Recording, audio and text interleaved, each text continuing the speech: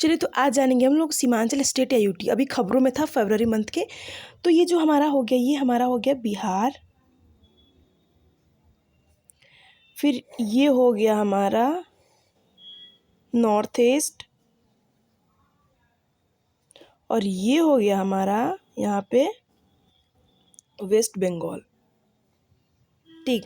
और ये आ जाता है हमारा सिक्किम, ठीक। अब ये जो एरिया है हमारा, ये एरिया है, इसको बोलते हैं चिकन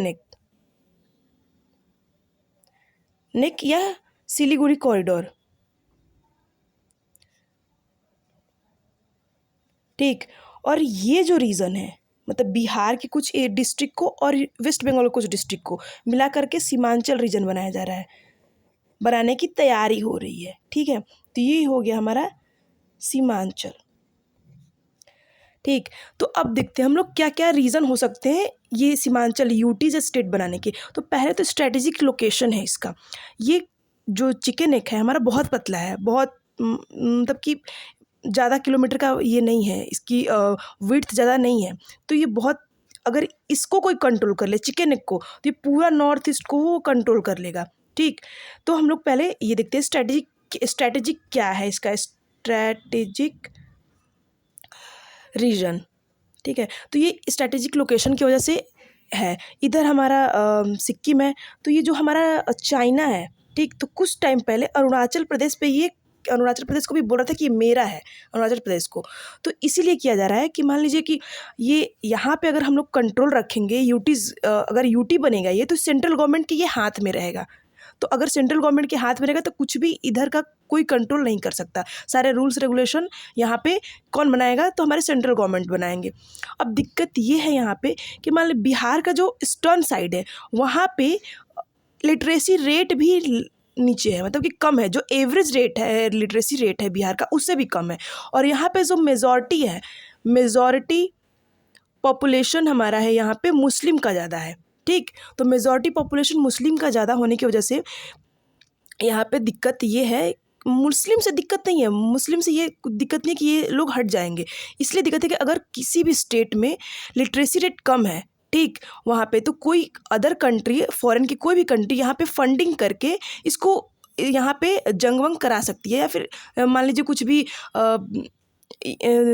करा सकती है यहाँ पे।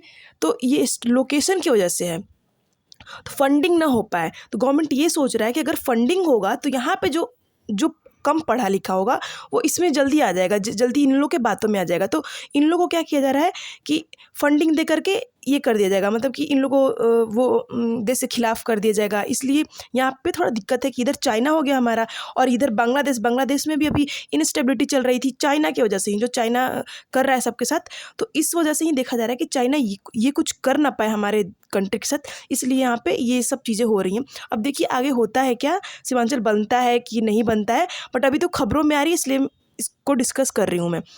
अब ये तो स्ट्रेटेजिक लोकेशन हो गया हमारा कि क्या है क्या नहीं।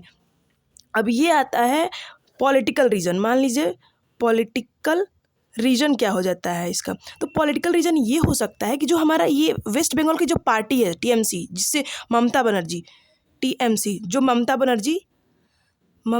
बनर्जी जो चीफ मिनिस्टर हैं बंगाल की, ठीक, उनकी जो पार्टी का सबसे ज़्यादा जो वोटिंग आता है ये इस वाले रीजन, सिलीगुड़ी वाले रीजन से आता है, ठीक। और ये जो बिहार का जो ये ईस्टर्न पार्ट है, इसका सबसे ज़्यादा वोटिंग है वो आता है, सबसे ज़्यादा वोटिंग किसको जाता है, ये आरजेडी को जाता है। तो गवर्नमेंट ये भी चाह रही है कि अगर मान लीजिए अभी इलेक्शन होने वाला है ना वेस्ट बंगाल में, तो अगर गवर्नमेंट ये सोच रही है कि अगर इसको हम लोग कंट्रोल कर लेंगे सीमांचल रीजन को, तो ये जो टीएमसी है, मतलब कि जो वेस्ट बंगाल की पार्टी है टीएमसी, जो मेजॉरिटी में है, तो वो हार जाएगी, यानी लूज़ कर जाएगी अपना इलेक्शन। और यहाँ पे आरजेडी जो बिहार में था उसका भी ख़त्म हो जाएगा खेल। तो इसलिए ये और एक और ये सब चीज़ें कर रही हैं। तो आपका क्या इसमें राय है, अपना राय ज़रूर कमेंट में ज़रूर बताइएगा। Thank you for watching.